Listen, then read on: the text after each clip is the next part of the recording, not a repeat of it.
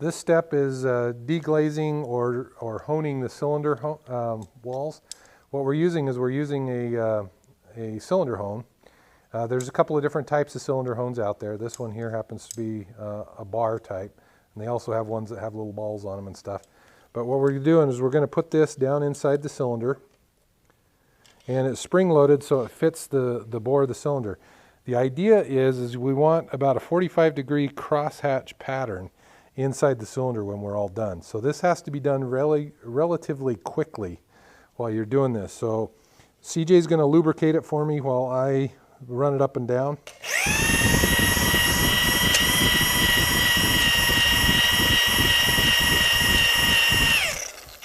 And when you come out, you want to just kind of bring it out like that at the same time you let off the trigger on the drill. And if you notice on here, I'll see if I can zoom in just a little bit. We've got a pretty good crosshatch going right here and here. And so once that happens, you just wipe out the cylinder and just make sure you take a good look at it. You can use oil to do this. You can use, I use brake clean because brake clean evaporates really quickly. It's less messy, but it is kind of expensive when you're shooting a can of brake clean in there because you'll use up a whole can of brake clean doing the entire engine. But there's the cross hatching. You can kind of see the cross hatching going this way and going this way. If you did it right, and this cylinder has been deglazed like many times and the engine hasn't even run.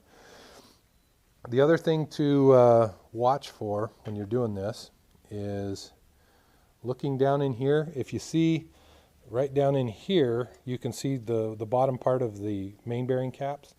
You don't want to push the cylinder hone down in there too far because then you'll chip the cylinder hone. So you have to get it just right so you're going up and down and just covering the cylinder hone. You don't want to pull it all the way out until you're done, but you don't want to go too deep either.